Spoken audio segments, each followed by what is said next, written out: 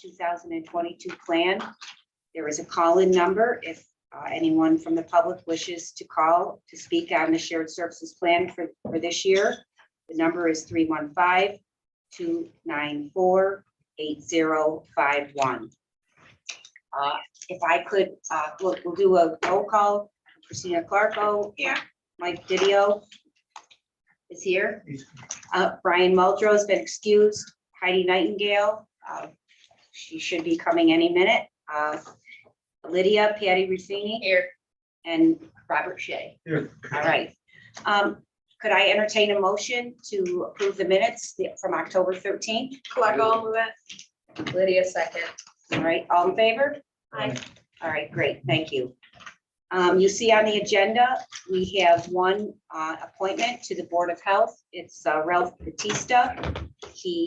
This would be a reappointment for his term on the Board of Health. Entertain a motion for his appointment. I'll move it. Anyone second? Okay, Mike Didio second. All right, all in favor? Aye. All right, great. We do only have 5 resolutions tonight. I spoke with Lauren about the HH4, and that's the contracts for using her state aid for a number of youth service agencies. It has already changed, so she's going to hold off on bringing that resolution until December. If that resolution's passed in December, she'll be able to execute those contracts using her 100% state aid funds by January 1st. So we're going to pull it for tonight's meeting. Before we get into our five resolutions, I would like to ask Lloyd if he would come up, and our new Youth Bureau Director.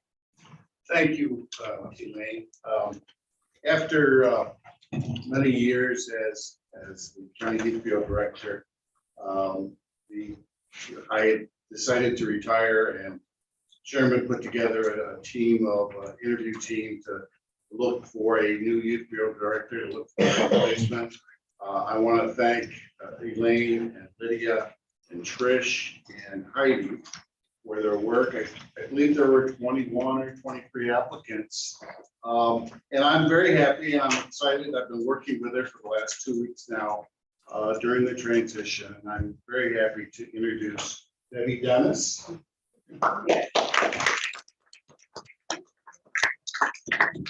Thank you so much. Well, it's been wonderful. I started last Monday, October 31st. Had a few days in the office, and then right away went to a state youth bureau training. That was very beneficial for me to learn the process and learn how Cayuga County is involved with the youth bureaus across the state, and learn about the different programs that we fund throughout the county. I learned that the training calendar, the program calendar is going to be changing slightly for 2023. And then there is a new initiative where we are getting some extra sports funding due to mobile online vetting. The state is giving back 1% total to the different counties.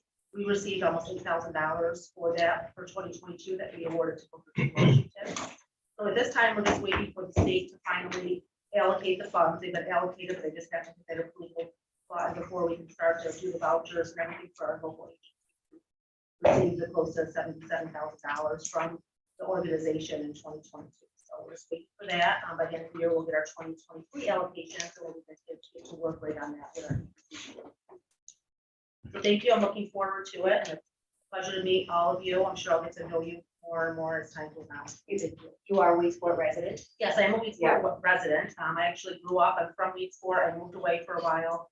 I came here from Onondaga County, where I worked as a manager for the County Parks and Recreation Department for close to 17 years. So I'm back home now, a lot closer, and Great. Well, welcome. thank you. Yeah, Elaine. Yes, Can I sure. say one thing? Yeah. So I was very fortunate to be part of the team that brought you in. And one thing that we had talked about when we were going through the process was, will we find a candidate that makes us say wow? And we hired her. So thank you.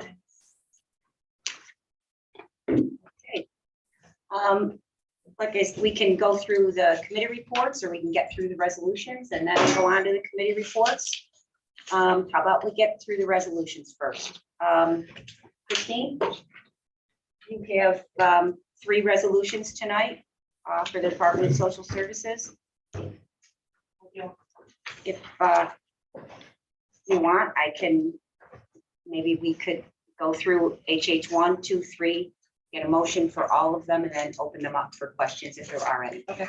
Okay, Okay, so HH1 is for us to create and fill a grade 3 clerk position and abolish a grade 3 typist position due to retirement. This is someone that's in our area that in administration where they do a lot of scanning of mandated documents, and the typist that we had have been here, I think, 40 something years. She retired. The position as we have it right now doesn't include any typing, so it just doesn't make sense to have it be a typist. Clerk makes much more sense. It's the same grade, and the new typist would actually come in at a lower pay than the person leaving. well, they're same grade, with step Same 1 grade. versus step Step 4. one, Yep, yeah. yep. HH2, we're looking to fill 2 human services examiner positions in the department due to resignations, lost to employees to the Office of Court Administration. They have lifted their hiring freeze, and we're seeing some movement there. People deciding to take those jobs, pay a little bit more money. So that's unfortunate. And then HH3, we're looking to fill a caseworker part-time position and establish the part-time hourly rate. Okay, so this is a person that we're going to have focus on doing case management with the homeless population, working with a supervisor and another caseworker, with those folks that are challenged by homelessness and try to move them into permanent housing. So that's what we're looking to fill that. Specific to the hotels, I mean, really, where we're The paying the folks most. that are in the hotels, yes.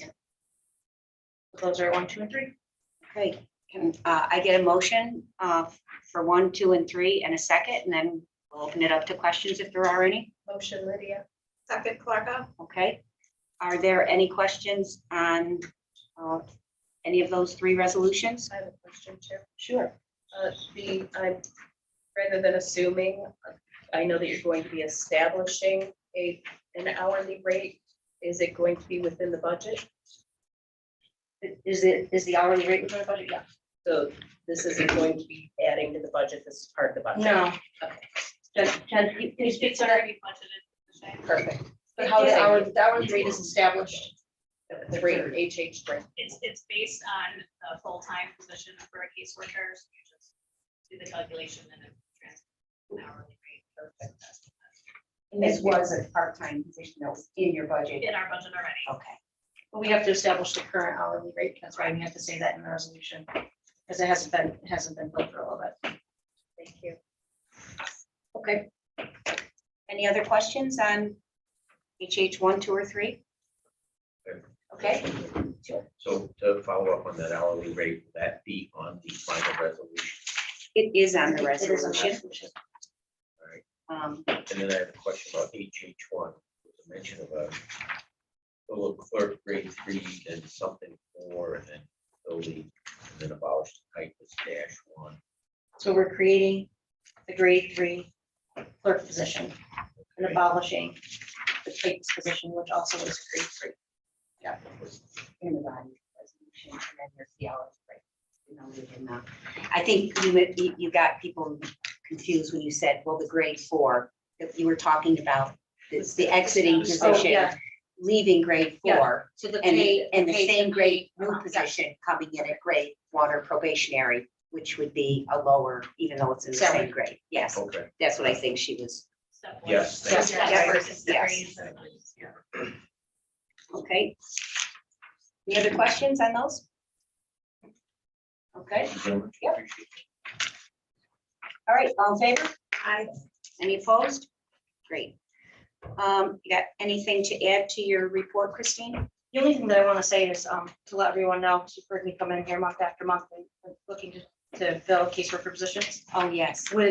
If we have the part-time position filled, we will be full caseworkers. Our positions will be 100% full for the very first time in years. So I just want to say thank you to everyone for your support and giving permission to fill those. We're seeing success.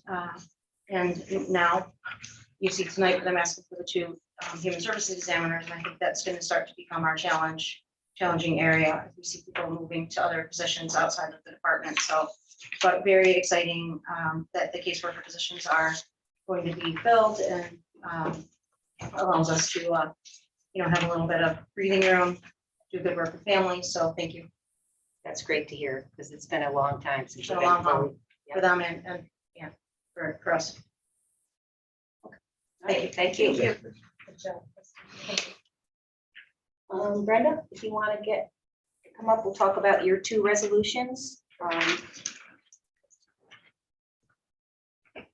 think HH5 is the authorization to fill a food service helper, non-rural position in the Office for the Aging, and that is an hourly rate employee, It is an hourly rate, she's part-time position. and it's vacant and it's budgeted, and Yeah, we lost somebody. Unfortunately, she was with us for 10 years. She was in her 80s, recently passed away. So I think we'll probably have more discussion on 6. So could I get a motion for HH5? Move it, Lydia. Second? Second, Clarka. Okay, any questions? All in favor? Aye. Great. Okay, if you want to talk about HH6, yeah, HH6, this is part of a process that started back in May. I was notified by our lead fiscal person that she's going to be retiring at the end of the year. And knowing how complex her position was and what her duties are so critical to our office, I brought a resolution to this body in June to be able to fill her, hire somebody to train with her for 3 months.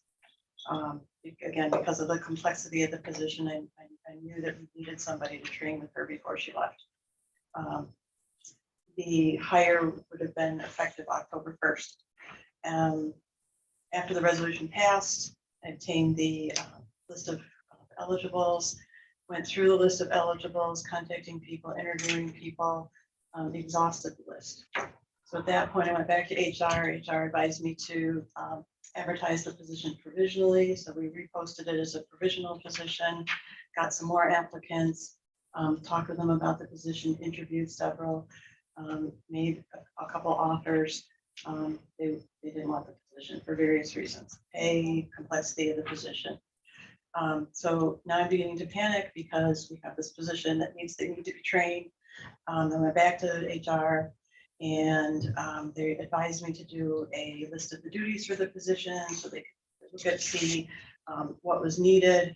And as a result of that, a new position duty statement was completed. And the position was determined that it really is a fiscal officer 1 position in terms of all the duties and responsibilities this person has. That makes some sense to me because I've tried and I've had people look at the duties of this job in interviews and they've said, no, that's too much for this pay. So I guess that's the gist of it. That's where I'm at. so if this resolution passes, you're asking to go ahead, the committee for support to go ahead and abolish the principal account clerk, which is a grade Just grade 14. 14, and allow you to fill a fiscal officer 1 position to assume the fiscal duties of the Office for the Aging, which is the grade 19. And because our grade 14 has longevity, has been with the county quite a while, the difference between what we're currently paying her and have budgeted and this new position starting is only about $200. So we definitely are able to cover it. The extra cost. In terms of, you wouldn't, if this passes, we wouldn't go and have to amend the budget and add money to it because the step 4 principal account clerk salary is in there and it's comparable to the step 1 fiscal officer. Yes, exactly. Are you going to get any crossover? So, Yeah, I mean, is there a list for this? no, there's no list. Okay, so it'd be posted provisional. provisionally, so, And there will be a test at some point. correct. But it has more fiscal duties than a principal account clerk would have. Significantly more. Well, we can talk more, but can I get a motion for HH6 in a second, and then we can go on with conversation? I'll move it. Lydia, second. Okay. Okay, are there, I guess, any questions about taking this action and converting this position? Okay, The $200 difference, I think, but just to vocalize it, is that annually, weekly, what is the $200 amount? I know it's not hourly. No, I asked, I did ask because I didn't know if the budget would have to be amended. In the 2023 budget right now, for this salary, there's $48,260. That's the step for the principal account clerk. The salary for this starting position would be $48,329. Okay, so it's annual. Yes. Annual, yes. Yep. Yep. And, you know, I think Brenda did notice too in the resolution, they talked about any fill behinds, and it is not likely in any way that anyone within the Office for Aging will be getting this position. If so, you would have promoted them by now. But that was just standard language. You're gonna be trying to hire a fiscal officer to come in and take the job. Correct. And you do have, because of additional funding that Office for Aging has received, you do have at minimum for the next 2 years, the ability to cover this at 100%. Part of the thought process is that we have gotten additional funding and we have several additional contracts. So that if that might, this is the person who handles all that extra money and all those extra contracts. So we're good. Yeah. Okay. Any other questions? All right, all in favor? Aye. Any opposed? Great. Anything you want to add to your? You got your car, I saw. Okay, I think she made a phone call after she got her car. Oh, good. Yep. Good. Any questions on my report? I don't really have anything to add. Okay. Yeah. I wanna know what we're looking for. Yep. Yes, for escapes, just what we needed. Awesome. It'll work. Okay, thanks, Brenda. Kathleen and Lauren, you wanna, whoever wants to.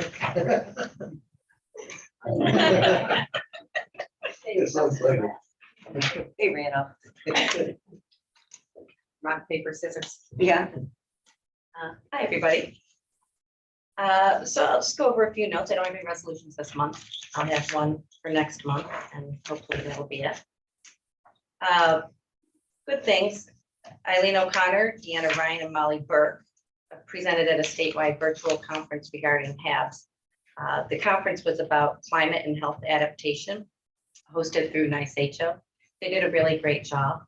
A lot of great conversation. A lot of it was really, the questions certainly were about harmful algal blooms and the impact to water, but a lot about the risk communication and the process we did there. So they could respond to that really well. Kind of related to that, we'll be discussing more at our Board of Health, and we've mentioned it a little bit, about a number of our town water systems with significant disinfection byproducts in their water, both from the source and in the purchase systems. This has been for a number of the systems, their highest results ever this recent quarter. So more details forthcoming at Board of Health. And if any of you have particular questions, I'll talk with you with Eileen by myself on that one. The Owasco Lake Watershed Rules and Regs Technical Group is continuing to meet with the State Health Department, Ag and Markets, DEC, DOT, and Department of State reps, addressing the state response to the draft rules and regulations that are submitted for our update. COVID vaccination clinics are continuing to be in demand and offered weekly. Our 2022 community health assessment, the assessment part, is wrapped up. We had over 1,200 people that participated in the survey, which was great because that was about 300 more last year, so we're pleased with that response. Now we're working closely with the hospital on our joint identified need areas that we can put some programs together to work on together.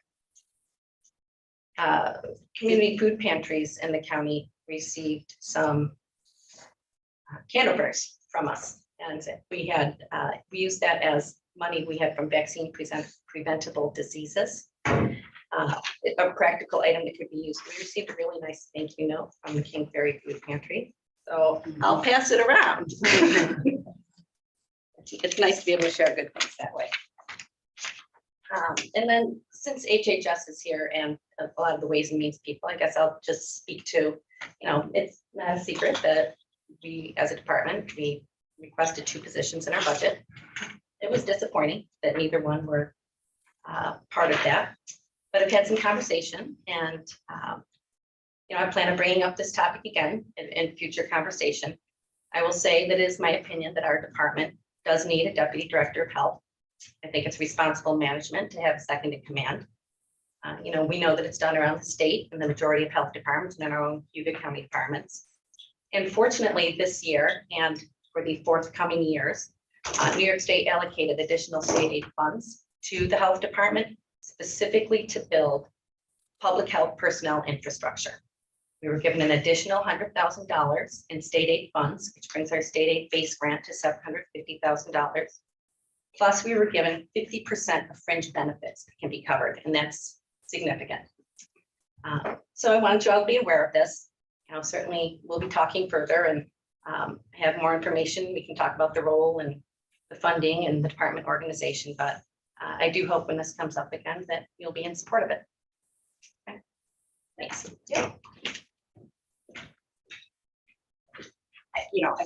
From talking to Kathleen, I think there is a willingness to take a look at her current organizational structure and to come up with a plan that could, at some point this year, get full support and, be able to clearly present it and have it make sense and kind of go from there. Yeah. Not a fight to have this week. Not unless you guys want to do. Yeah. Yep. Okay. Lauren?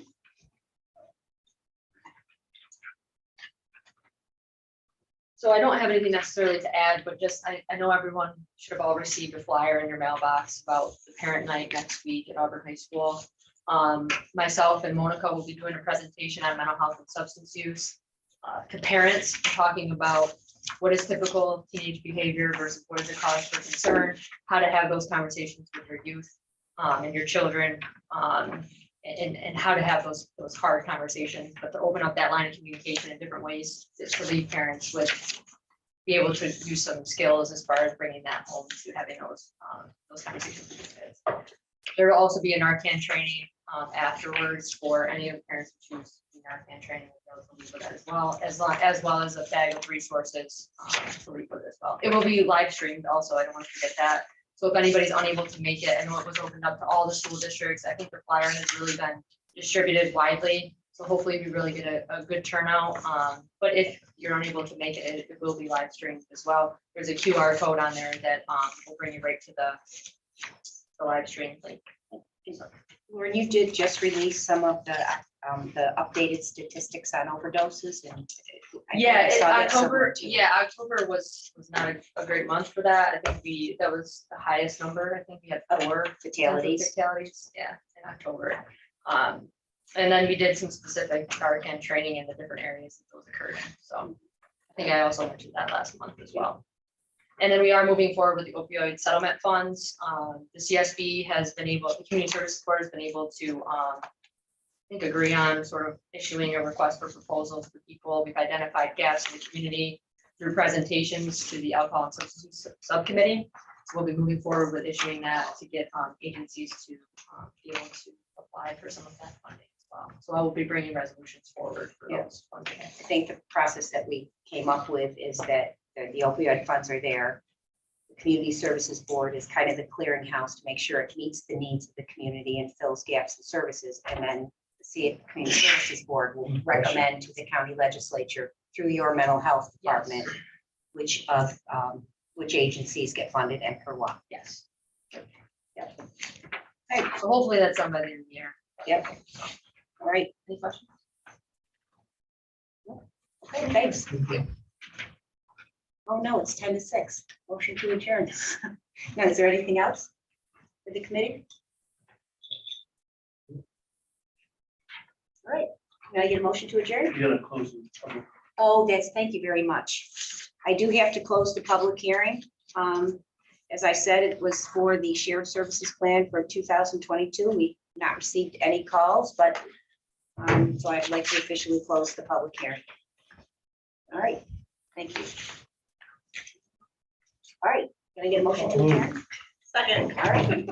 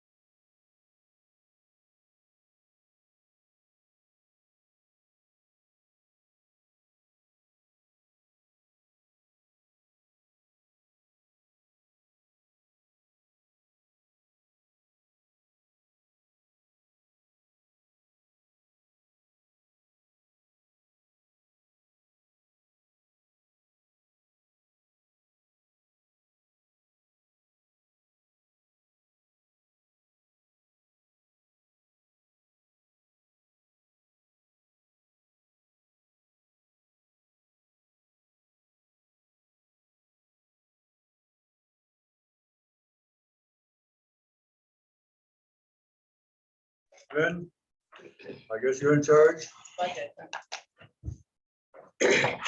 So I've handed out a couple things to you. I'll just tell you what they are. This sheet here, this is a history by department of the number of positions that have appeared in the budget. So these would be the number of budgeted positions in people's departments to account for part-time and full-time. And there's several years of history here for you. So this is just like a reference for you to be able to have if you're kind of just curious about the numbers in each department, and how they've changed over the years. Some got smaller, some got bigger. The other thing, this one here, this labeled vacant budgeted positions. This was a request that I got. The departments were very cooperative and helped me put this together. Unfortunately, at the county, we don't have a good interface between how I budget it. It's just on Excel spreadsheets. And the HR system, civil service, does not have fields to put money in to show which ones are funded. So they can always give people a list of positions that exist. I can give you a list of funded things. Mine's always a snapshot in time. So I asked the departments to help me, look at their current status right now. If currently they have any vacant positions that were budgeted. So this is the list that we came up with by everybody, kind of helping to respond to that. And the next thing, this is what we'll use tonight to kind of, I just kind of put like a little summary together, but we'll use this to kind of walk through the budget department by department. And I will reference the books up too, so it just kind of help you, lead you and ask questions kind of when it's appropriate for that department. We've asked a lot of the department heads to be here and some other staff so they can help answer any questions that you might have when we get to them. So, great for our chairman of the committee today. We're going to start with public safety. It's on the second page. If you want to click there, that's what we're going to flip to. And in the book here, that's going to start on page 69. This book, you just want to follow along. The first department is the assigned council department. You've also noticed, I'm not sure if when you get here for page 69, you'll see the summary of the committee, and then that's where we have the org charts for each department. We have inserted those this year, so you can kind of get a picture of the staff, and then the positions are labeled here, so you can see what staff are they. So we look on the other sheet to see how many there are. I'm just going to give a summary, and I don't know how many of you have looked at them. But usually, if you flip to the totals of this department, so their totals are on page 70. And there is a total expenditure line and a total revenue line, and it does net it for you, so you can kind of see the local share of the department. There also are groups in here. We're going to do a little more complicated, so you just have to be careful what you're looking at. If you're looking at a group, you're actually looking at a department. You can certainly ask me if you're not certain which is which, but it's just kind of nice, and you can see the 22 totals compared to the 23, and that's where kind of I'm focusing on if there's a change. The assigned council does have a large increase in their local share. Some of that is due to an adjustment in some of the grant revenues that we had, and we also did have to increase the expenditures for actual payments to assigned councils when they're assigned to certain felony cases. That would be big expenditure line that you see on page 69, where we have $1.3 million budgeted to pay for the assigned council. There also was a supervising attorney is budgeted in this now for 2023. So I don't know if anybody has any questions on this. I have one. So on page 70. Yeah. And just trying to get my mind around it. So if we go to contractual percent change. So for that example that you just did, we can safely assume that on that's a 27% increase is what you're referring to? Yep. Thank you. I mean, Lloyd is here if anybody has any specific questions they want to ask about this.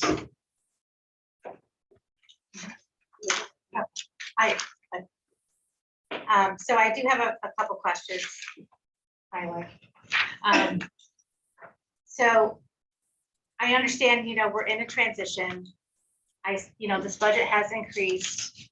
I'm particularly interested in page 69 and looking at the salaries. I see that we budgeted for the incoming attorney that are coming on next month, I believe, right? Monday. Oh, okay. That's great.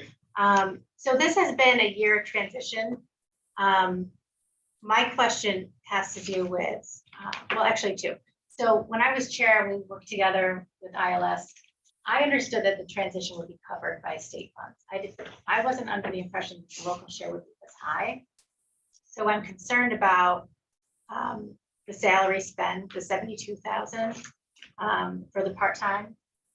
And I'm just, if you can explain that. Absolutely. Okay.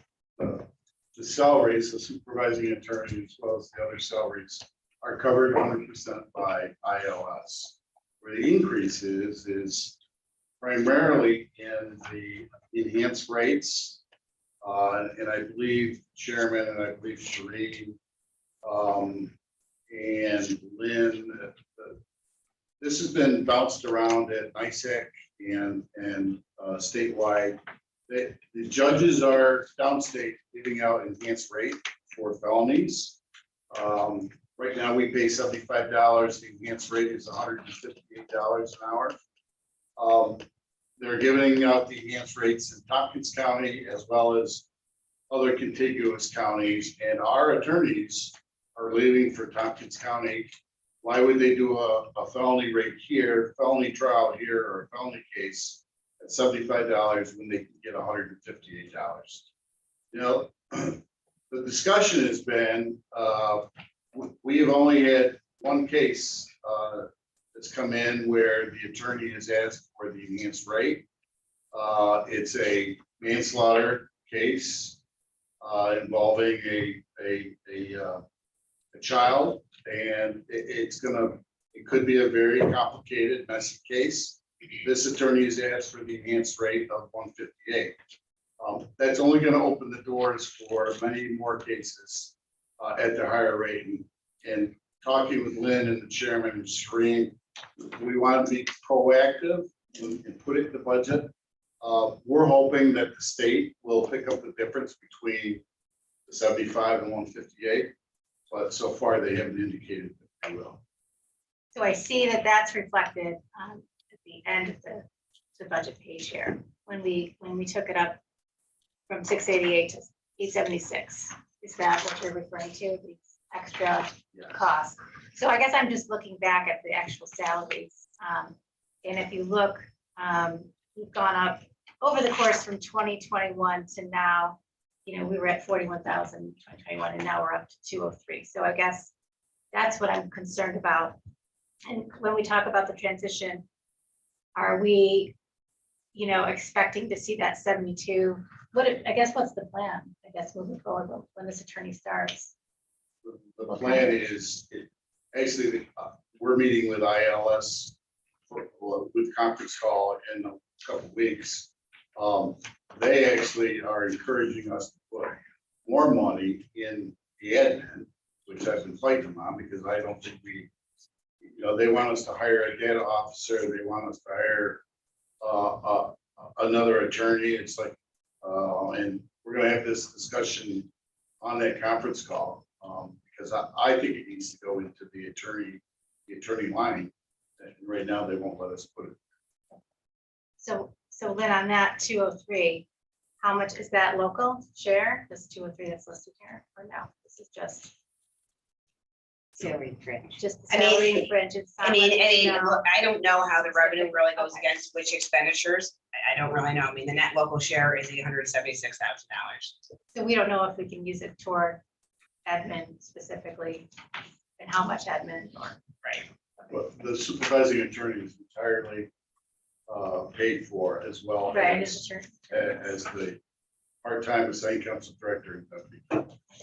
Yeah, that's you and Diane. That's correct. And between the two of you, the estimate is $72,000 for both those salaries. Correct. Is that what you're saying? At the enhanced rate. No. No, the enhanced rates for the attorneys. This is the staff. So the difference is With the attorneys. with the attorneys because of the enhanced rate. Correct. The contractual. Under contractual, Okay, because right, you pay them as a contractor. That's correct. And you went from one staff, you and Diane, to one part-time you, part-time Diane, and a supervising attorney. Correct. So that, I mean, that has bumped up the internal salary and fringes of the public defender. But that program. part is all 100% covered, right? The admin is, but where the increase in the enhanced rate is not covered. Right, so that's what I'm sorry. Right. And that's under the contractual assigned council line, and that's the change we're seeing down there. Am I understanding that correctly? That's where the change is reflected. Can ILS funds be used for attorney costs? They can. For some of the high profile cases, but not for the enhanced. Okay.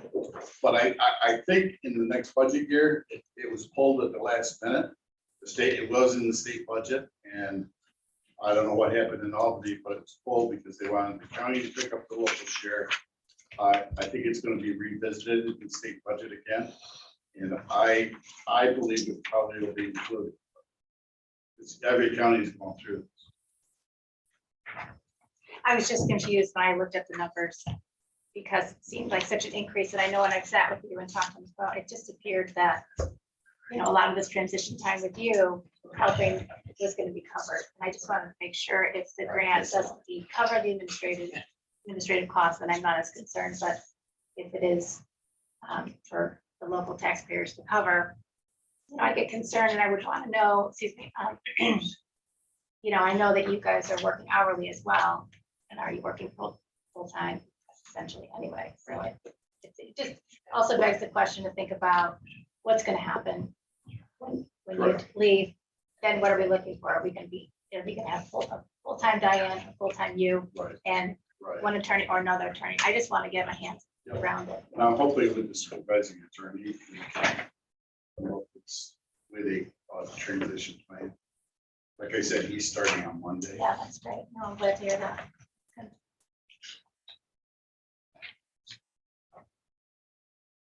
Go ahead. Ruth.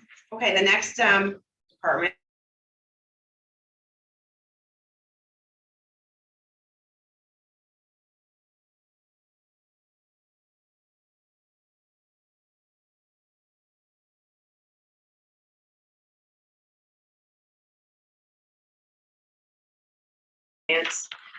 They have had increased staff. They had additional position added during 2022.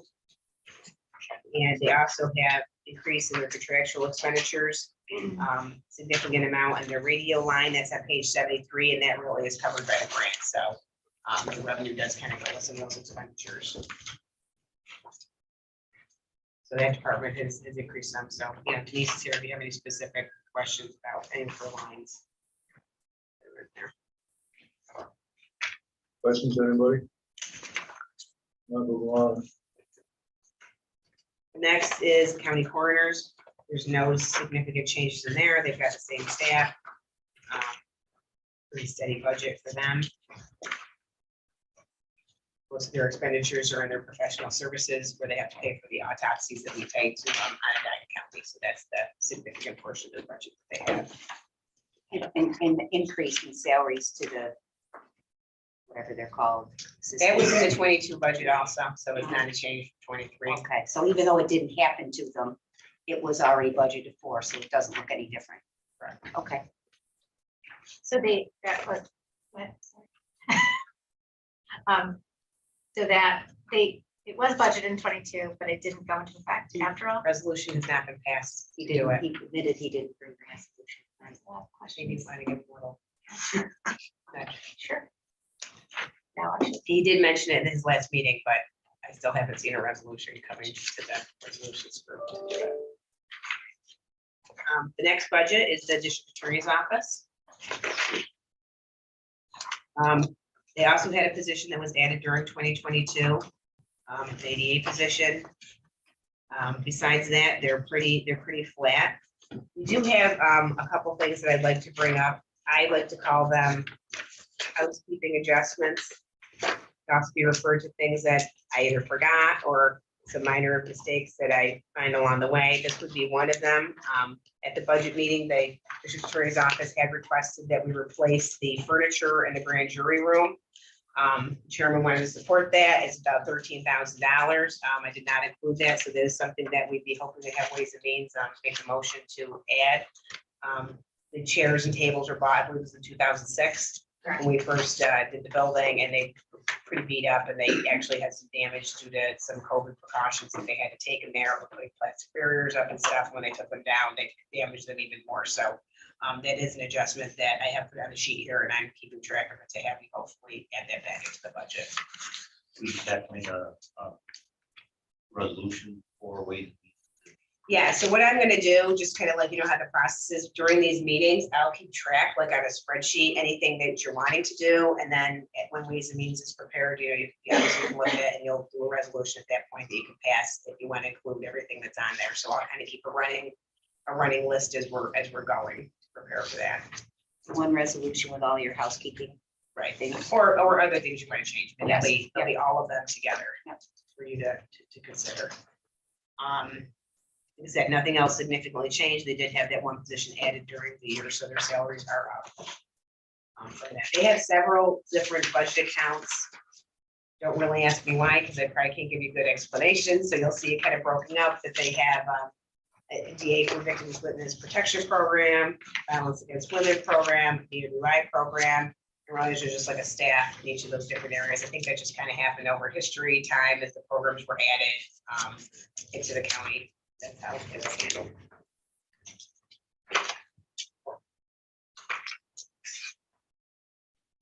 Okay, the next one is the Emergency Management Office. They have the organizational chart. The budget is another interesting one. It has several different components for it, but it's pretty much straightforward. Dale had left when we were kind of putting the budgets together, so I pretty much, you know, just presenting pretty much the same budget they had from previous years. So there's really no change. A lot of their grants that you'll hear them talk about, and this goes to a lot of departments, they're not something that we put in the budget. We modify the budget and with the grants, so that's why you'll see a lot of, you know, zeros on some pages because the grants are not budgeted. Great budget. The next one is probation. We have added to the probation department one part-time clerk. That would be on page 95. And this is another little adjustment that I'm gonna have you make. I accidentally budgeted the $15,000 in this on-call line. That actually should be in their part-time salary line. So we just remove that money up to the other line. Besides that, they really had no significant changes in their budget at all. Questions, anybody? Lynn, we have to have a resolution with that money up that other line. That will be included in the one that I was talking about. Yes, so it's gonna be one resolution that has all the changes. Okay, thank you. Yeah, so I have that on. The next one after that is staff DWI coordinator. This actually has had a reduction in the salary because of, we now have the one coordinator assigned with a full-time, part-time salary of $10,000. The rest of the budget is kind of mostly where they're doing some advertising. They also give some funding to the local police, the district attorney, probation department, and those actually are revenues in those departments that they get from the staff program. But this program really has no local cost to it. It's basically spending the fines that they collect, reinvesting them back into hopefully preventing. And when this part-time clerk that keeps coming back, but hasn't passed yet, that was gonna be the 16,000, it was gonna be transferred out of it, because there was excess money in that line, is that what you're saying? So now that line in the 2023 budget will be the 10,000. And yeah, that's within the budget, $10,000, the current salary, that's deputy director. That was budgeted. Okay, the next one is the sheriff. He has a couple of budgets in here. They've got unified court system. Pretty much a wash. It's on page 101. That's for the guards that provide the security over at the courthouse. and the Stuart Post Office. Pretty much a wash, a little bit of local share there. And they have their revenues, then we jump their salaries. They have had a large increase in their salaries on page 102. That is for positions that were added during the year. We have 2 SROs, 1 sergeant to supervise SROs, the clerk, the identification officer. You will see on page 102 at the top there, the revenues. You can see there's a big increase also for the sheriff SRO. So some of the positions do have some revenue offsetting them. So that is up. Cover part of the cost. On page 103, that's where we have budgeted to purchase some patrol cars, $400,000. That's for 7 vehicles.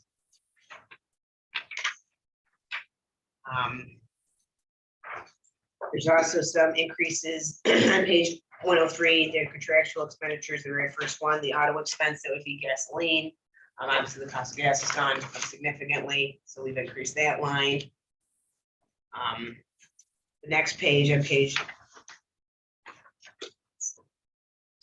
106, that's where we have the Sheriff's Navigation Division. Pretty much the local sheriffs stay the same there. That program has obviously been very underspent the last couple of years because COVID. There were a lot of changes with it, states hiring people. I know they say trouble hiring people, so the spending in there is low, but we budgeted to kind of be at the same level that we've always had at hopeful we'll be able to hire staff. There is reimbursement for this program from the state. Then they have a few pages of grants in here. If we go to page 111, county office building security, we have that budgeted. We have the staff for this building and the reimbursement that they get from Department of Social Services. Did budget for an increase in the hourly pay rate for the staff in this building, to bring them up to $25 an hour like the other security staff in the other buildings. That is budgeted in here. And page 112, that starts for the jail. We have the revenue up in the top, and you can see that we do have a significant decrease in jail inmate revenue. I think the sheriff has been talking about that during the year. I did increase what he was proposing, hopeful that it will come in. And the bottom of the page is the salary and fringe benefits for the staff at the jail. I do want to point out, this is the only budget account that actually has salary increases in it, because we pretty much have settled the agreement with that union. So the wage increases are reflected in this line. The other departments, it's not that way because we do not have any agreements. Question, Hans. And the sense is that the revenue is down because basically it's not going to hit the revenue from the 22 budget. I mean, is that kind of why you lowered it? Because you're going to have trouble hitting that current revenue? So we didn't have as many inmates at the start of the year, as I think I reported. Yep, you did. GPS, we have had an increase in the number of boarded and federal inmates. Yep. I'm a little concerned about how steady that's going to remain. Yep. I've also mentioned I'm very concerned if we lose many more staff members in the jail, we could have to push some of them out, pull some areas down. So I think it's very, very concerning, and everybody just needs to be aware that we may not hit that revenue number because of staffing issues too. So Last thing, what? that would Yes. be a last resort. If we Yep. can't fill our position. We lose another 4 or 5 custody officers, we're gonna have to start pushing wardens out, shutting down areas. And the new contract? I'm hoping. Yes.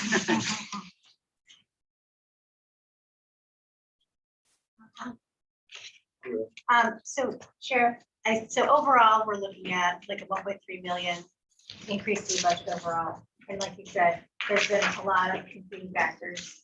The lost revenue, car leases are up. SEAC raises, gas, food, cost of living, medical.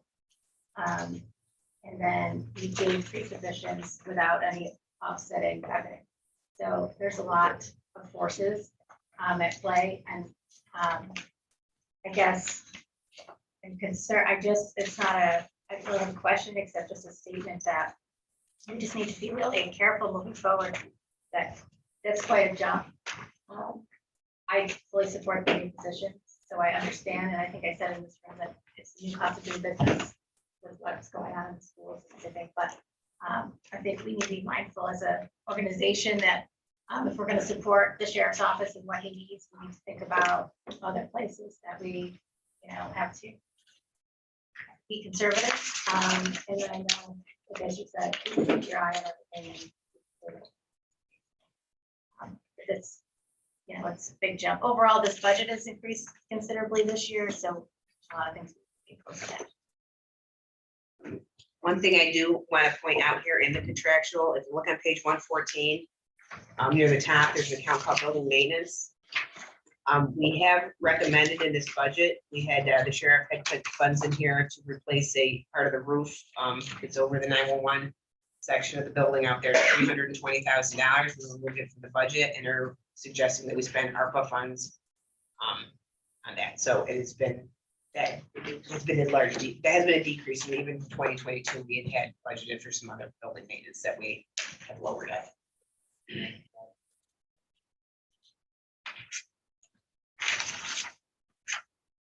And that's it, unless you have some other questions. Anybody?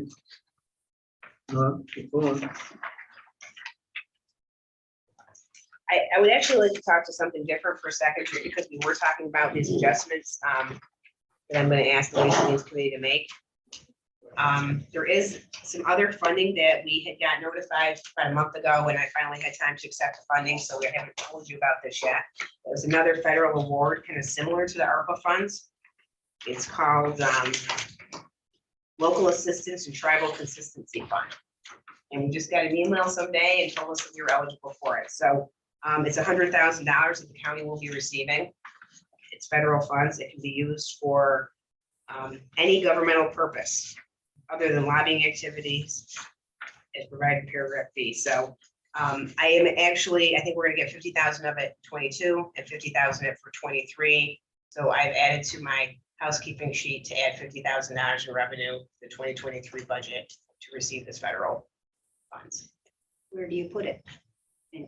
I'm putting it in one of the finance department's accounts. We have a miscellaneous federal revenue account, so that's where I would put this. So you can still, will have, you can contemplate where you want to spend this. If you want to just spend it on existing expenditures, you certainly can do that, and we can just have the money come in to us, or you can obviously spend it on a purpose that's governmental purpose. So it's pretty general funding. It was just allocated to us and other counties and other states. So we didn't apply for this grant? It was No. just given to us?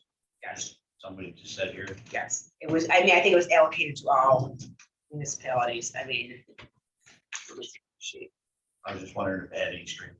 yeah, well, the strings are, I will have to report on it, what we spend it on. And like I said, it can either be an existing expenditure, any governmental purpose, or you could find a new purpose to spend it on. You don't have to spend it on something. I can spend it on a current thing. And actually, every county in New York State got the same amount. Other states were different. Certainly states that have a lot of tribal Native Americans, they had significantly more. I just happened to notice when I was looking at the award, but everybody in New York State got the same. Every county. Go ahead, Lydia. Do we have a time frame where we have to spend this money? I honestly, I can't give you a lot of information on it. I Okay. just have read it. I just applied for today to make sure that we're gonna be registered to get it. I had to apply before the end of January. So I did do that. Dave's gonna actually have to click an email to accept it and sign off on it. So we have time to think about that, I guess is what I'm saying. But I wanted to put 50,000 that we'll get next year will be revenue received in next year's budget, so we can make that adjustment. Okay. Okay, any further questions for the sheriff's department or anything? Yeah, and that's it for public safety. Okay, just to go on to Health and Human Services. Back to the program. Okay.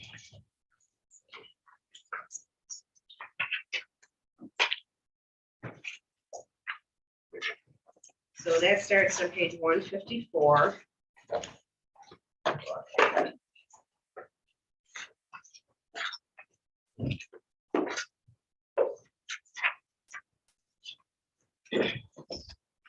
first department that we have is the public health department.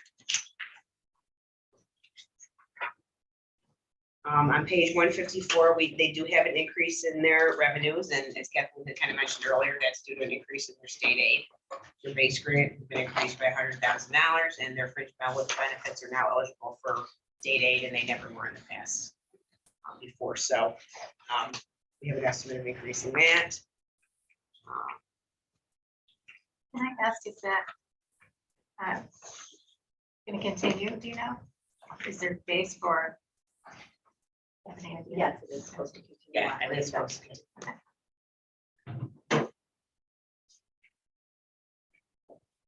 And we have their staff and their fringe benefits. No new staff was requested. The next page, they do have a purchase of a vehicle. We routinely purchase one vehicle in there, just to rotate the old ones out. Really, everything is pretty consistent. They have a lot of blank pages also for their grants, but if you go to page 160, that's the early intervention program, the revenue, the expenses on the next page. It has pretty steady local share. The next program, though, you'll see on page 161 and 162, that's education of physically handicapped children. We also call it preschool program. We also call it 3 to 5. We have a lot of different names that we call it, so they're all the same thing.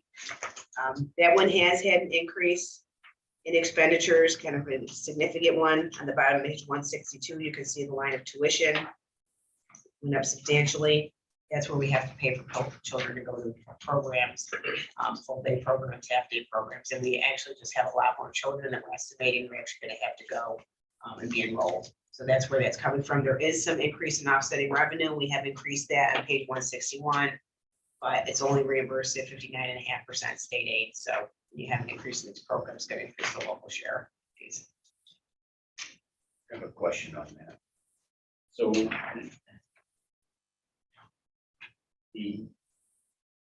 we increased it because of potential. No, I mean, it isn't, it's this way, it's another one that's extremely hard to budget because it's at a school year. So we have kids enrolled right now. So we know we're paying for them now, we'll pay for them in the spring. We are also able to estimate some kids because a lot of people in the early intervention program, which is 0 to 2 years old, we can identify some of them that we will know move in there, but obviously children move in and out of the county. Anybody can get identified at an older age. So that's really what we're budgeting off of, is information that we know that we have. And some of them obviously there for 2 years. If you're just going to be 3 and you're in now, well, you're definitely going to be in still next year. Right. So right. And yeah, we so also- that's what we're doing it. It's based on the numbers of children that we know right now. And we know that in May, or whatever, the end of school year, certain kids come off. Yeah. There's been a consistent number of children. We've got 300 kids at least who are in preschool special education.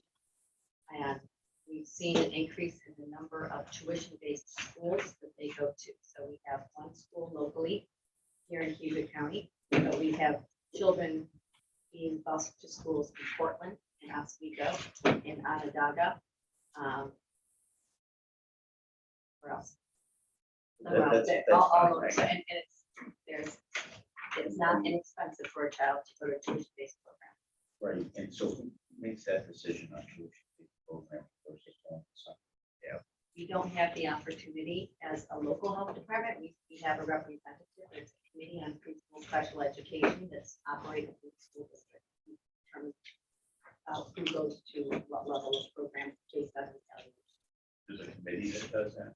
Yeah, it's made up, there's a chairperson of preschool special education at every public school. And then there's evaluators who are speech therapists, physical therapists, occupational therapists, there are program directors. But then there's the health department, because we're the payer of this mandatory program. It happens to land in our department, but it could be any department. And we sit there and say, is it whether we recommend based on the needs of the child, care, the other needs. So we try to be the voice of reason and the most cost effective, but we're one vote in a community of many. Well, I mean, I have no doubt that the moral obligation. So sounds like making our best guess, but I would rather do it based on facts. How many have it program, fall on. And then if we have to come back. I can show you. It should be actual numbers. The numbers we've had for the past few years as in our statistical report. And I can show you with you. Video. On page 156, and I might be missing something obvious, under auto insurance, I see an actual number in 2021, a current budget, 2022, but I don't see anything in the administrator's tentative budget, 2023. Yes, that's not an accident. What I do is I actually I'll find it here in the beginning of the budget, I budget all of the insurance in a legislative account. And then I charge back the insurance during the year, once we get the bills to Department of Social Services, the Health Department, and mental health and the highway. So. So you can see it. So if you look on page 5, you'll see it's the opposite scenario. The budget is higher than the actuals. So in total, I'm just budgeting it to make it easier. I put it all up here in front. This is the insurance premiums that we'll pay to Eastern Shores for all of our insurance. Property, general liability, and then I only charge back to those couple of departments I spoke about, because they do have some reimbursement for those expenditures, so we want to charge them. And then the highways in a different funds, we charge them their insurance also. So in order to get the 75 or 36% reimbursement, you have to take an appropriate amount of those costs and put them in their budget, which you do at what point in time? I do a resolution during the year. Actually, I pass a resolution to adjust the budget, and then the budget will change in the health department, and it will change in social services, and then they will get charged with their expense. So I move it just from one account to the other. To maximize reimbursement. And try and charge those departments as much as we can directly, for the reason that Elena's saying, where a lot of other expenses, we don't charge probation, their car insurance. We don't charge the sheriff his car insurance because it doesn't help us get any extra reimbursement, so we just don't do that. It's just over here.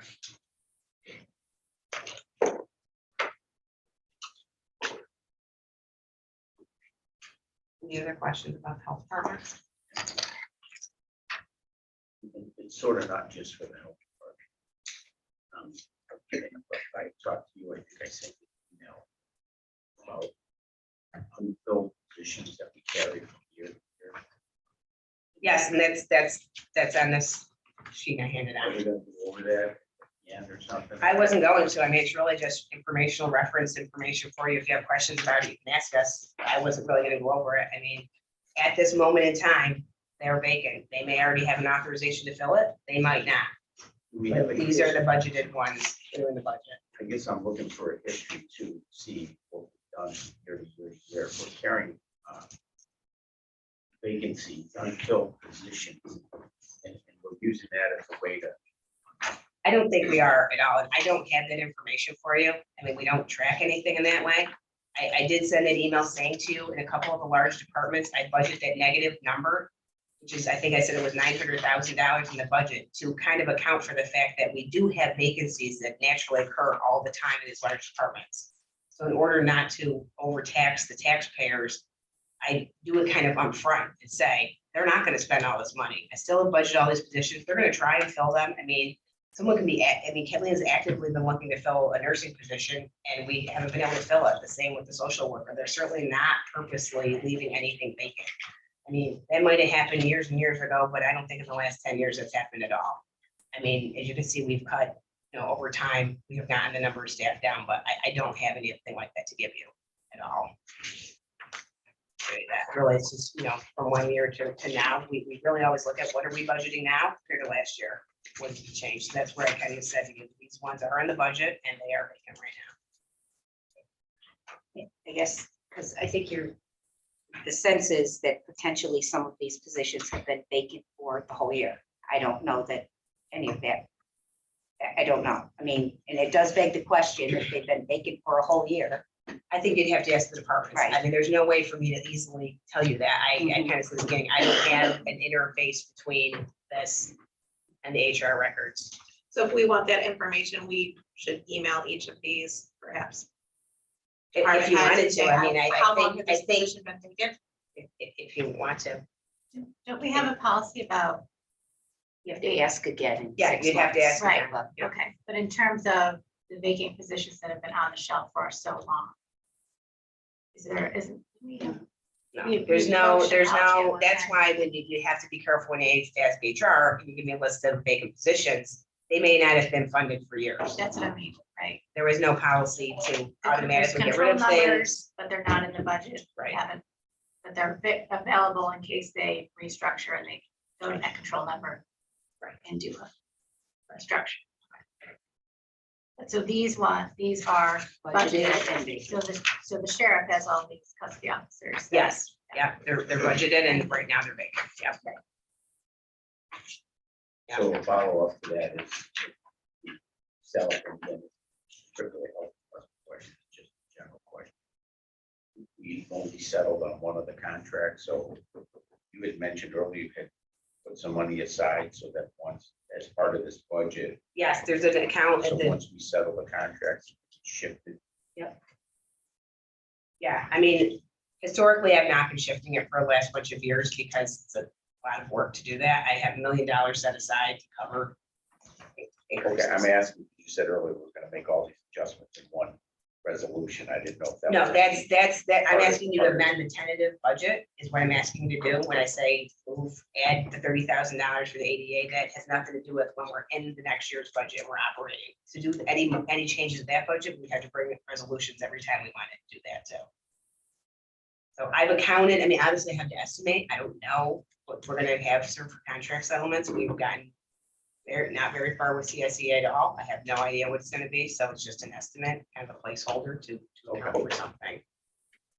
For them.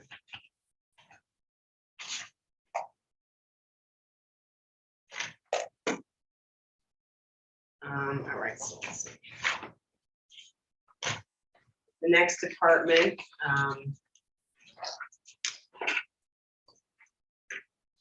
that is mental health. They start on page 169.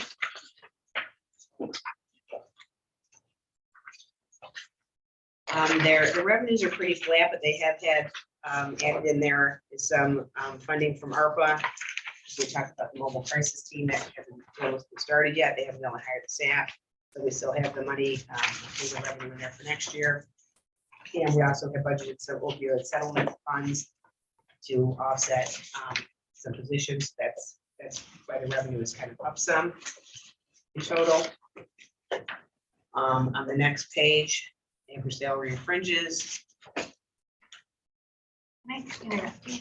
Yeah. If you go back to the first page, 169, so the case management, can we address what significant changes to, goes from 117 down to 12,000. Yeah. So I don't know. I'll let Carol explain that and Lauren. Oh, okay.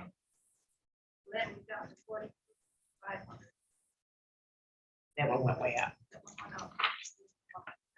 Same page, Aileen, just talk about the account number, Yeah. 43,500 mental health reinvestment. That line is up. So it's Okay. kind of a swap. from one to Gotcha. one to- Okay, thank you. And I circled that too. Okay.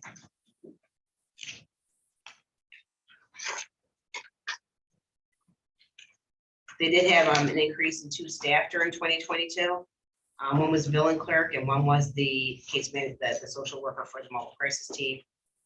They have requested an additional part-time social worker, and we have included that in the budget. That staff will be able to cover their salary with the billing of clients that they see, so that really will have no impact on the budget. If anything, it might help a little bit. That's only a person. One thing I do want to point out that we did do differently in the budget here this year is if you look on page. I'm sorry, can I ask a quick question? Sure.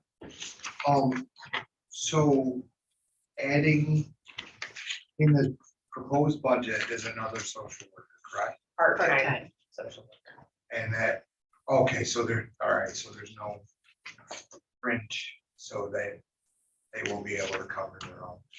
Yeah, Right. it should actually bring in more than. Fair enough. Thank you. One thing we did differently is on page 179. This is labeled jail services, mental health. There's a staff here. The staff is not new. The staff previous year was budgeted in their larger account, the 4310, but this social worker works only at the jail, seeing inmates, so it really is a mandated cost at the jail. It's being provided by the mental health department. If we ever didn't provide it, they would have to either hire their own person or they would have to contract out, which is what they probably do because they can't supervise a social worker, since they don't have any staff to do that. So to the point we had to separate, then we ended up putting it back last year. We're just breaking it out again. It's just the same staff that we've had. But it definitely should be shown separately because that is what they can't bill for it. You can't bill for any services. You can't bill Medicaid. You can't get any revenue for the staff person, but it is a mandatory service at the jail. So instead of embedding it in the clinic operation, we took it out and the mental health department is providing that service to the jail without a contractual agreement and without billing the sheriff's department. Right. They're just making that it's contribution to the sheriff's operation out of the mental health budget. Yeah. And now that it's not put in the clinic revenue, it's outside, is that some of that responsible for the increase in local share for the overall budget? No, No. just moved it. Okay, but because the clinic wasn't going to cover it, and I mean, Right. if the clinic We revenue, weren't getting revenue for it and we're not getting revenue for it by doing this. It's just moving a person so you can see that's what they work on. Because it already existed. Yeah. Right, so, because if they were billing before that, it would be. a No, lot. and they've never been billing for it. So They've this never- person existed. Yes. Yeah, this person's always been there. So now next year we'll do it the same way, and then it will look more consistent. It's just kind of the same way. We did increase though some expenditures significantly. Let's see, what page 181. Top there, you can see the one account went from 60,000 to 125,000. Lori can definitely explain better what that is for. So I know I brought a couple resolutions forward, but that's for the mandated cost for 730 examination for competency and also for restoration services. So when anybody, we're responsible as a county to pay for that mandated cost in our budget for those examinations. Plus anytime they're being sent to a psych hospital for restoration, and or if anybody is sent from the jail, what's called a 508 for mental health service, they go to a psychiatric hospital and we're responsible. And you didn't just do that. have you, in Yeah, we had to amend the 22 budget, Yeah. but you still have somebody displaced, right? That's why we Yeah, there's increased still- it. Yeah, there's still, we've only paid through August, so bills coming. Right. Yeah. so when we asked last year, when we were moving money into that mandated account that we didn't have enough money for, you said, well, we didn't want to budget too much in there because we have no idea how many people are going to be, billable. But at this point, you have increased in their 2023 tentative budget, you've increased it to be more realistic to what. Yeah, Right. the trend, I mean, we haven't seen as many 730s as we have this year, actually. It definitely increased, and I think we're trying to develop a plan on that. Yeah, it's hard to say how many people we're. But you have budgeted more for that expense than you did the year before. That not that we put the transfers in to cover the deficit. And is that part of why the local share is up? It's not so much the clinic operation. The clinic revenue has been budgeted differently too. I'm curious. I mean, I think it's everything. I mean, they did in a billing staff. There's no Okay. billing revenue for that. Everybody's, I didn't really talk about this, everybody's health insurance is up, everybody's retirement is up, the health insurance went up 3.5%. Retirement rates increased, it's a couple $100,000 in the whole budget. It affects everybody, so. The large departments, obviously, it's a bigger change, right, when it goes up for everyone. We also have retirees, they have a separate line in here for retirees, I mean, everybody has some retirees associated with their budget too, they have health insurance, it's also going up, so. That can't be controlled by anybody, so that's gonna drive everybody's local share up. Sure. So just one question. So we're basically arrived at the conclusion that the clinic is doing pretty good at managing. So, but I know I've said a lot. Is there still talk of the reimbursement changing, and if so, any indication as to when that will happen? As far as. Because I know there was talk that, because local clinics, like county-run clinics, get a higher reimbursement rate, correct? Yes, yeah, safety net provider, yeah. Yeah, and is that, It can is. we say with any degree for next year's budget and going forward that that's intact Oh, yeah. at that yeah, rate? we can take- All right, If and anything, no, I know that the state, they're really trying to enhance those reimbursement rates for clinics. Well, enhance for local, in general, OMH is really trying to have higher reimbursement rates for all clinics, all Article 31 clinics. gotcha, okay. Wait, so you guys are still gonna be getting that higher rate for the sale, because it ties to the Yeah, salary correct. rate. Thank you.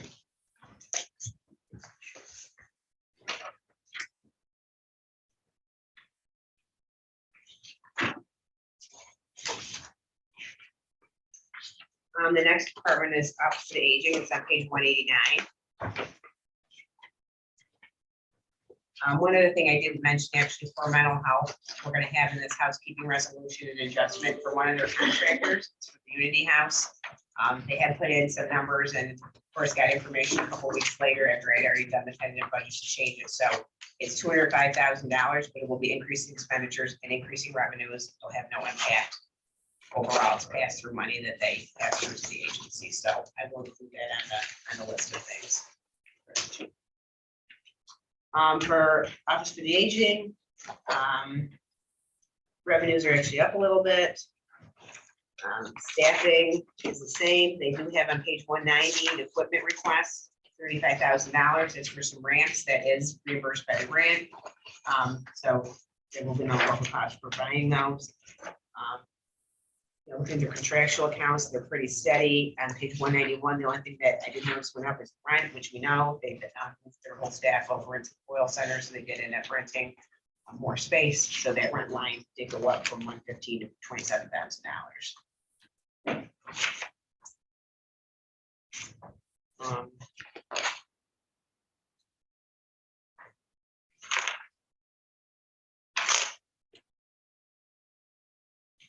Overall, their local share is down, right? With all Yeah. the additional revenue. Yeah, they definitely have some additional revenue for their nutrition program. Per year. The next department is social services. They start on page 195.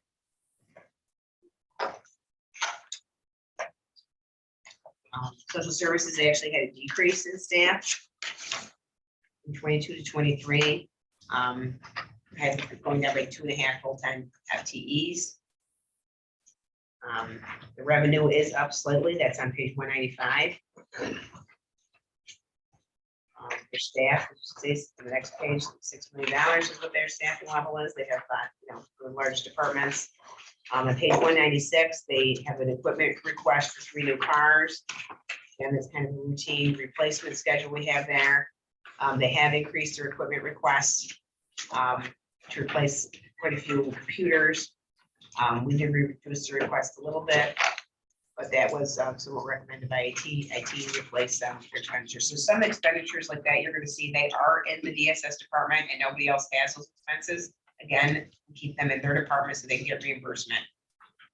Where IT pays for everything for everybody else, DSS's expenses will show in there directly. Let's see. The contractual accounts, that's on page 197, 198.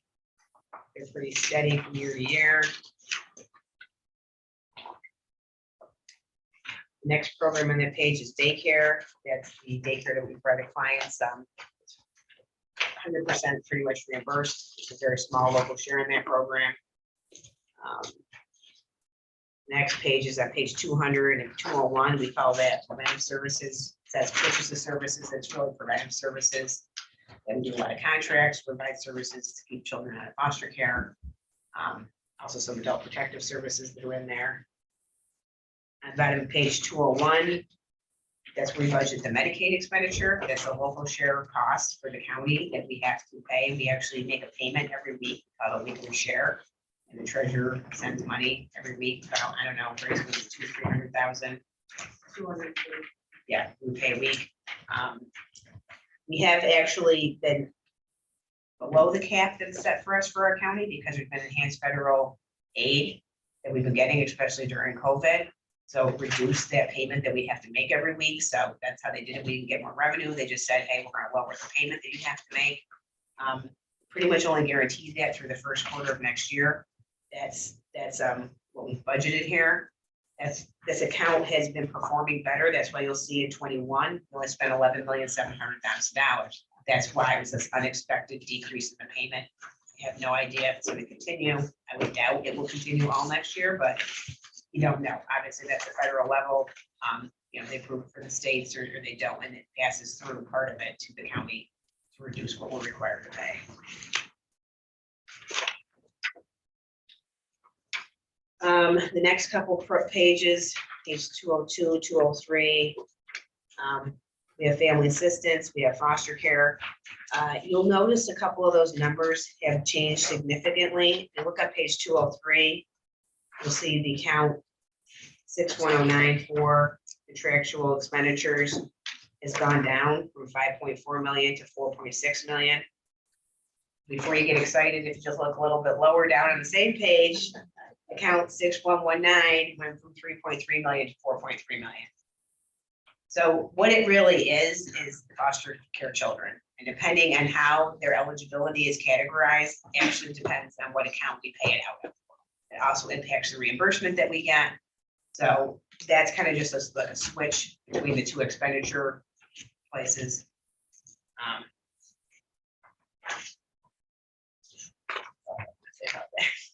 Sure. On the next page, page 204, we have something called state trade. Okay, go ahead. Can I back up to page 201, please? Yeah. On the medical, you said 240K and pay that week. About, yes. It's approximate. It's been lowered since it might be like 229 now. I can't remember exactly. Yeah, the state will adjust it at different times.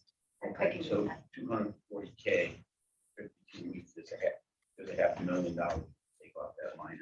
I'll give you the spreadsheet of how I calculated. It's not exactly like that. It changes during the state fiscal year. Yeah, It's not on a calendar year. We have to convert it to calendar year. So there's a cap that's in the state fiscal year. And like I said, there's been enhanced federal. I mean, this is an account that I'm only estimating it. We're going to pay what we have to pay. Exactly. So, but before you just change it, let me show you the calculation because I wouldn't want to just say off the cuff. That's it. That's what it was. So. I think Mark was first.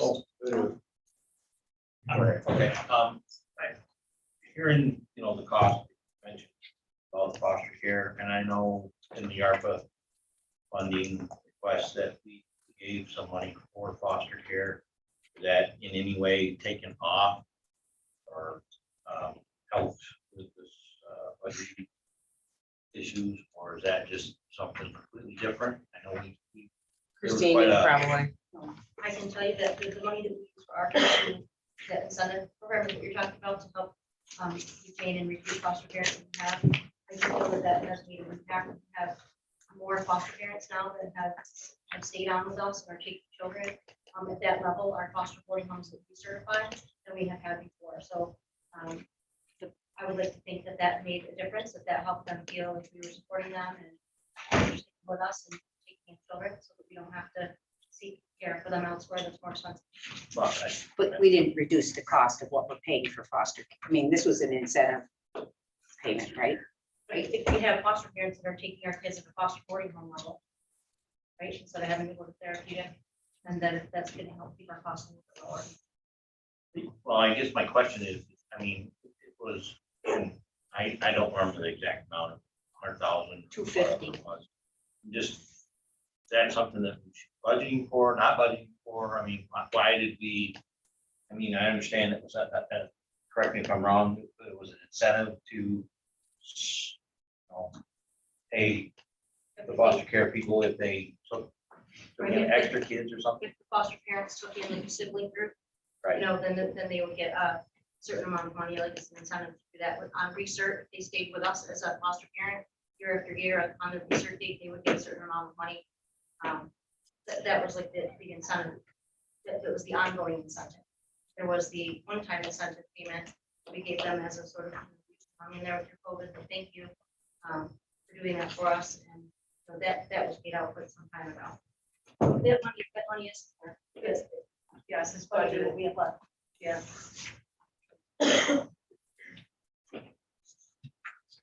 Yeah, I mean, actually, I'm looking at the Medicaid calculation. I mean, it's estimated, we're paying 227 right now, but Yeah, it was inside 249. orders, It was 249 earlier in the year and it's dropped down to 27, which I think that's what will stay through March of next year. I believe.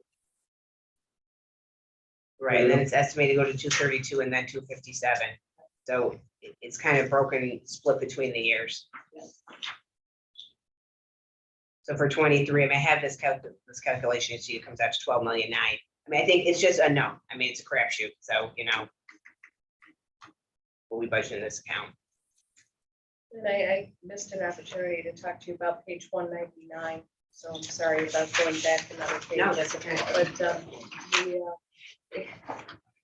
this is probably another adjustment issue, but if you look at like Safe Harbor and the whatever ERAP admin is and those things, that whole line for 2023 tentative budget is missing. Those So are all the grants, Lynn, that Yeah. are the budget neutral adjustments that we do throughout the year. So we don't budget the grants yet. We'll accept them during the year if we're awarded them again. thank you.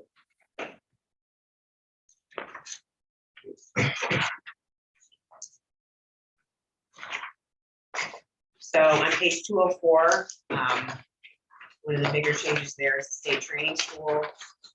It's actually Office of Children and Family Services if the child gets placed there. The tuition is extremely high. We do have a child placed there, so we've increased that expenditure for that. That's really for one child. That was my question.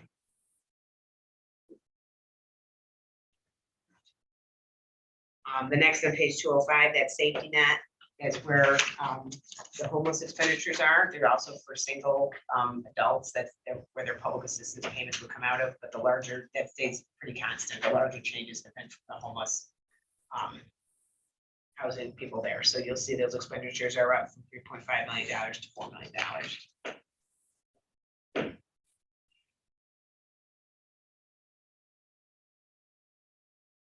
There is some reimbursement, but it's only 29% reimbursement on the expenditures we spend.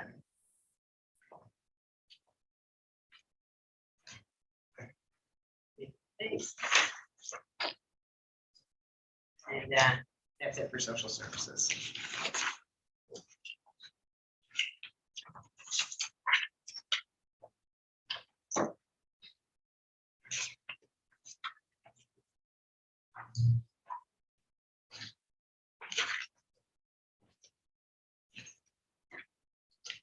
Is that it? Any other questions? I'm sorry, I think I actually didn't do the youth bureau. I need to turn the page, sorry. So the youth bureau budget is the next budget that is in here, on page 207. That budget is pretty much put together because we have new youth bureau director, so it's pretty much a standard with the budget. It's been in past years. Just so you're aware, I mean, the ARPA funds that you've allocated to them, it's not reflected in this at all. Once it starts to get programmed, we'll pull the money into the budget. So I'm going to work with Deborah, explain to her how that'll work. And so the additional funds, you don't see them in here right now. This is just the standard funding that we have. Girl.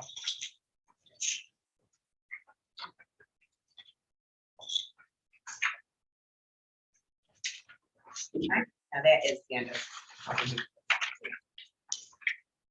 Anybody else, any questions, comments? Don't have so much fun. Wait, there's more. Good. One more for tonight. This is the Planning and Economic Development Committee. And they're in the budget. Back to page 29.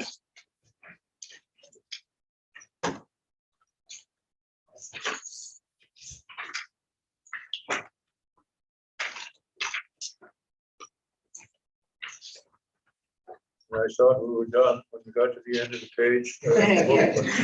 All right. No, doesn't quite fall in that order, but, so employment training is the first department. They did have, one staff added in 22 that is covered by their revenue share program. So this, department doesn't have any local share cost to the county. See that on page 31. The overall total is 0, so they do have grant funding for everything they do there. The next department is the planning department. They have had a decrease in their revenues. Usually, Steve tries to budget pretty realistically to projects that they might have going on with different towns and villages, what he really expects to maybe receive, in the next coming year. So he's adjusted those down a little bit because I think there are as many programs. They get some of their staff costs reimbursed. That's really what he tries to do. The other thing that I pointed out here is that, they don't have a department budget. It's actually budgeted under the legislature. It's a contribution to Soil and Water Conservation District. We did keep it the same as in prior years. That is on page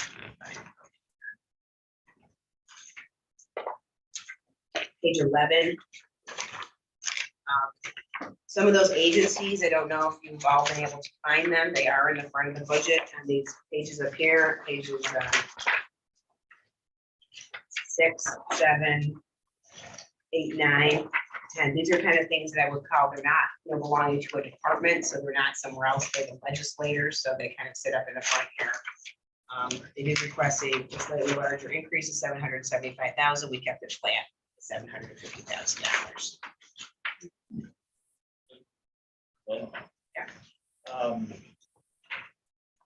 We wanted to increase something for the soil and water folks. Is it just an ask, is it a resolution? We'll have a meeting and you can.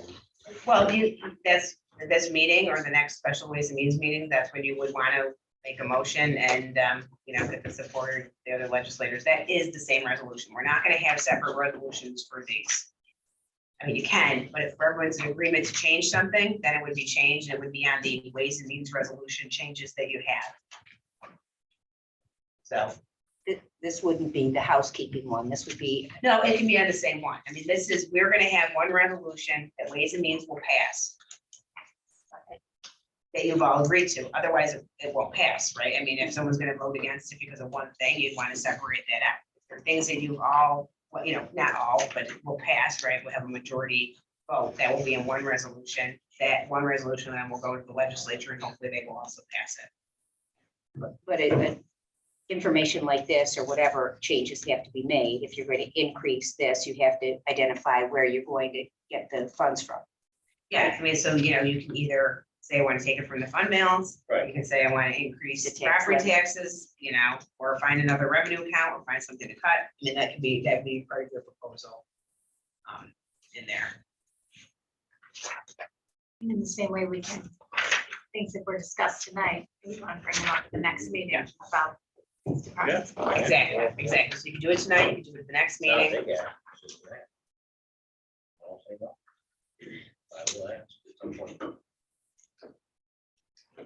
Did you want to ask tonight? Well, last year I asked for $100,000 increase in soil and water contribution from the county. And we got 75,000, which was, I'm very thankful for, but I'd like to have that $25,000 that we didn't get last year, put in the budget this year, if that's possible. And that's an ask. And from where? Well, it would come out of. Fund balance. I mean, it's $25,000. I know 25,000 is 25,000, but when you're talking millions, it's not fun. Like I said, I asked for 100,000 last year and we only got 75. I'd like to put 25 in the budget for this year. If we didn't get last year. I know we had a pretty spirited conversation last year about how Doug was planning to use that money, and some of this increased funding was to change some salaries, to keep people competitive. And so is that the same general thought of the additional 25 is all salary based, or? I mean, if that's the way you want to look at it, No, I was agree just with it. I mean, Doug would probably could give you more insight on it than me, but I mean, like I said, I'm just going off of what was done last year. We didn't get the 100 that we asked for. I'm asking for 25 this year. But we didn't get last year. And if it's for the increase. Well, I'd be salaries of the interested to folks- know how he would use Let the me money. know. If I can Yeah. refer to Doug, if you Yeah. wouldn't mind. That's exactly what I was looking for. We did some evaluation. With regards to our staff, comparing to CSEA rates, low rates, high rates, and just for the appropriation employees that paid out of appropriation, we're already $27,000 just on salary. By making the increase to If we get routine increase. 25, yeah, at least that would balance that out. That doesn't include benefits or anything else. So after last year's discussion, once again, we were happy with 75. With that other 25, if we thought, based on conversations last year, might be easily broken out over a couple of years or so, knowing that we were far behind. We already lost one staff person in the state this year for $5,000, it's just crazy. So that's why we threw it back in. So Mark, is that a motion from the fund balance to 25,000 to what line? I don't have the line right up. Right, he needs the, where he wants the 25 to go to? Well, I'd have to have that line number. Yeah. I didn't think we were doing motions. Oh, I'm sorry. Yeah. Okay. Well, I can absolutely have that information for For the next following week's meeting. meeting or a different meeting. Yes, if that's acceptable. That's your chair just. I mean, at this point, you weren't looking at having motions on the Right. floor to amend the budget, Right. other than these housekeeping things. Okay. Thank you very much. So this evening, it was left off of this sheet, but under planning economic development is CETA, and they're here tonight to talk to you about their request. And they've handed out a sheet, and they're gonna do a short presentation, so. It's on page 3 in your budget book, if you want to see where it's budgeted. $375,000.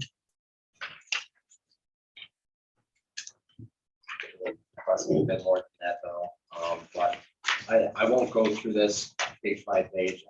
This is largely for leisure reading here. But what I do want to focus on is the last couple of years is that despite COVID, there's been some great successes from CETA and economic development within Cayuga County here in particular. And we're looking at the investment that was done with Tessie Plastics, Terrapin, Prison City Brewing. And just this last year is the hospital's oncology project. It's over $50 million. The EDA grant that we were able to work with the IDA acquiring, and this is huge for the industrial park tenants there. It's really what's encouraging CMI and their expansion. This is over $150 million expansion. They're going to add over 70 jobs. So these are great projects, and we're on tractions for super momentum going into 2023. Biggest thing on the horizon here is the opportunity presented by Micron.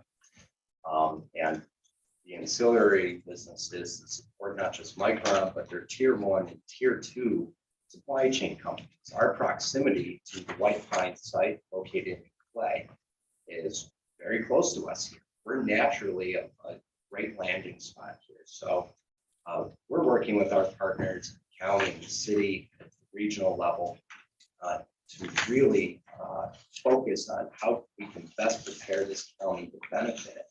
This is a generational change, and we're looking for all the effort and resources we can to put ourselves behind this here. Just in a meeting I had today up in Utica, I had a chance to listen to the Onondaga IDA and listen to them really discuss the years that they focused and the investment they put in to attracting a company the size of Micron. They also had other suitors, including Intel, as well as Samsung. And I am not saying that Cayuga County is looking to land one of those companies, but we do have a great opportunity to go after a lot of these supply chain companies. A lot of the material going into building out this super bad chip site is plastics. We have a great plastic industry right here in Auburn and other ancillary businesses that help support what's going into that. So what's going through this is lots of coordination and lots of supporting efforts from, again, our friends here at the local level, but also throughout the regional level and going after who would be the right company to land here in Cayuga County.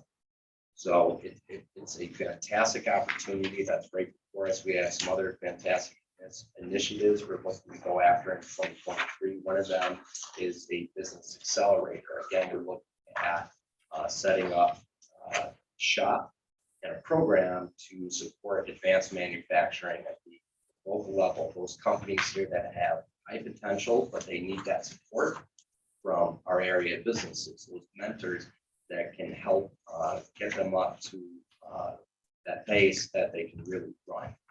So we're looking to create that space there and to also work with our local businesses and some of our other partners in setting that shop up.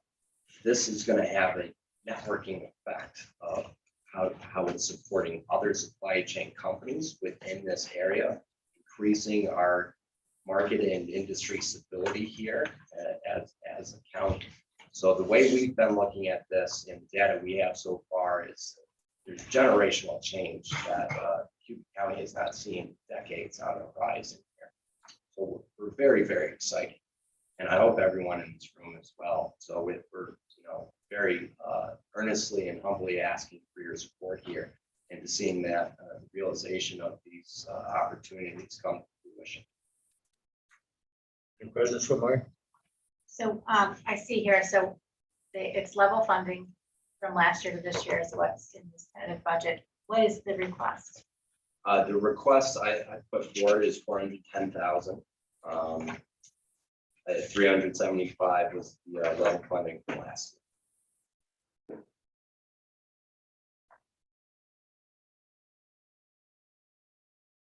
So what's in the 35,000? What's your plan for that?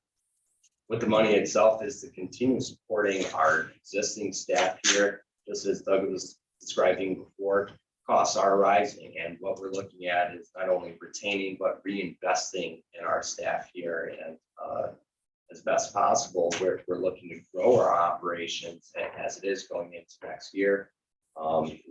Put to the right page in here, we're going after a new source of funding in connection. We're evaluating those opportunities right now, but we have to ensure we have the right capacity to not only sustain our operations as they are. The attention we want to provide from Micron is going to be substantial. But in order to continue providing attention to our area businesses here for retention purposes, but also to help support those smaller ones too, we have to continue investing in those efforts as well.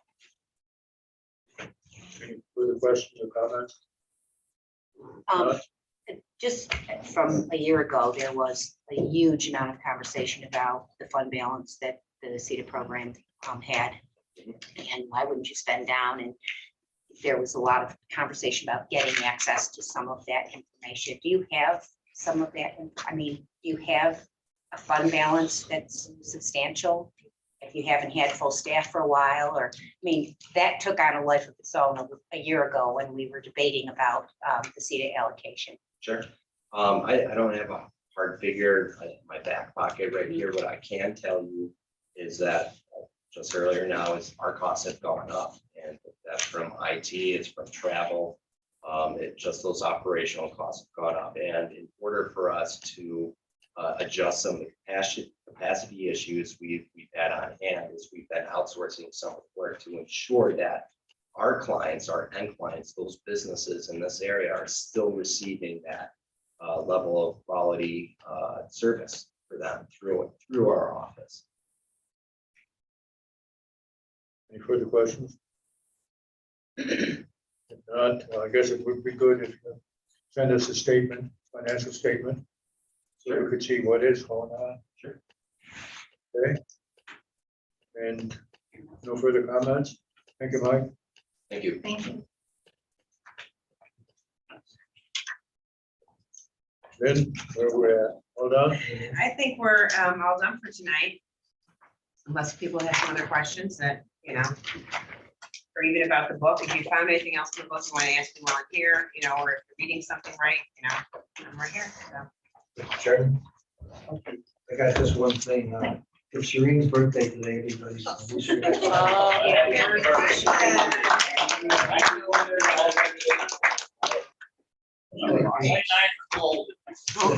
don't know, I'm second. You don't say so. Somebody else Do we have any further business? If not, a motion to adjourn? So moved. Second. Second. All those in favor, aye? Carried unanimously.